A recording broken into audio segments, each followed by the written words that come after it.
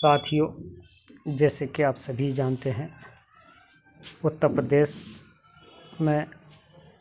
मदरसा अधिग्रहण योजना को लेकर लगातार स्कीम को पुनः चलाए जाने की मांग की जा रही थी और जिस तरह से पूरे सिस्टम को, पूरी मदरसा आधुनिकीकरण योजना को, मदरसा शिक्षा को उसमें डेवलपमेंट करने के लिए, उसमें सुधारात्मक कदम उठाने के लिए, एक पारदर्शिता लाने के लिए समय समय पर निदेशालय स्तर पर, प्रदेश स्तर पर अहम मीटिंगों का दौर भी जारी है साथियों। और इस बात को भी स्पष्ट और क्लियर कर दूं साथियों कि मदरसा आधुनिकीकरण योजना से संबंधित जो चर्चाएं पूर्व में नहीं होती थीं, आज वर्तमान में ये चीज़ें भी देखने को मिल रही और कहीं ना कहीं उत्तर प्रदेश के मुख्यमंत्री को इसकी पूरी तरह संज्ञान है, नॉलेज में है मामला, और मुख्यमंत्री भी चाहते हैं कि मदरसों में एक सुधारात्मक कदम उठाते हुए मॉडर्न एजुकेशन का लागू किया जाए। और माननीय मंत्री जी का अथक प्रयास ये रहा कि उन्होंने एक सीधा संवाद माननीय मुख्यमंत्री उत्तर प्रदेश सरकार से किया था और उन्होंने आश्वस्त किया था कि उक्त योजना को अतिशीघ्र राज्य सरकार से चलाए जाने की मांग। जैसे कि अभी मैंने 2-3 दिन पूर्व बताया था अभी साथियों कि माननीय मंत्री जी, केंद्रीय मंत्री, भारत सरकार अल्पसंख्यक मंत्रालयों को देख रहे,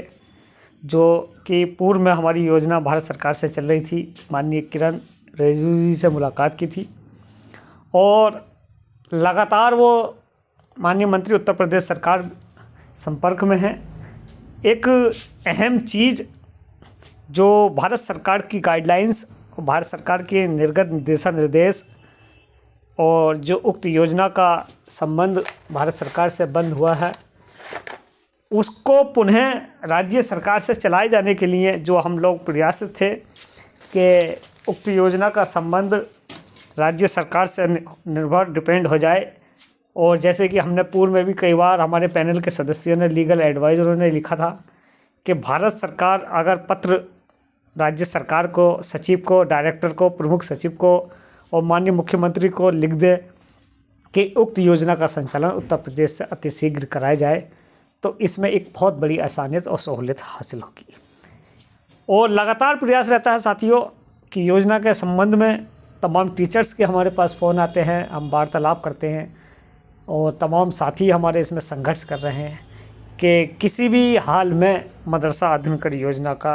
संचालन अतिशीघ्र किया जाए। उसमें जो 22,000 टीचर्स हैं, 7442 मदरसों में कार्य कर, उनको सीधा एक लाभ मिले ताकि वो अपने सम्मानजनक ज़िंदगी, जो खोया हुआ उनका सम्मान था, फिर से वापस आ जाए। साथियों, मुझे उम्मीद नहीं बल्कि विश्वास है कि आने वाले वक्त में, आने वाले दिनों में मॉडर्न एजुकेशन मदरसा आधुनिकीकरण योजना का पुनः संचालन राज्य सरकार से होगा। आप विश्वास में रहिए, आप धैर्य में रहें और जो पार्ट टाइम टीचर्स अपना काम कर रहे हैं वो अपना काम नियमित रूप से करते रहें। हालांकि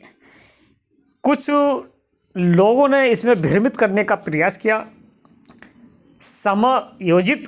टीचरों के नाम पर उसमें दाखिल करने का जो प्रयास किया था साथियों, उसमें उत्तर प्रदेश के 99% टीचर्स ने इसका खुल के विरोध किया है। साथियों, अगर 99% सपोर्ट में होते तो 22,000 मदरसा टीचर्स की समायोजित रिट दाखिल की जाती, लेकिन कुछ 1% चंद साथी जो अपने बिजनेस कारोबार में लगे हुए हैं और वो एक लालच में आ गए हैं कि हम 10 या 11 लाख रुपए कोर्ट के माध्यम से ले लेंगे, तो ये उनकी बहुत बड़ी भूल है। वो अपना समय और पैसे दोनों बर्बाद कर रहे हैं। और जो पैरोकार है साथियों, जो चाहता है कि 99% टीचर सपोर्ट में है, तो सपोर्ट ये होती है साथियों और हमदर्दी बतौर ये होती है और नेता का कर्तव्य ये होता है मुस्लिम होने के नाते, इस्लाम धर्म के अनुसार, कि वो सबकी लड़ाई लड़ाए।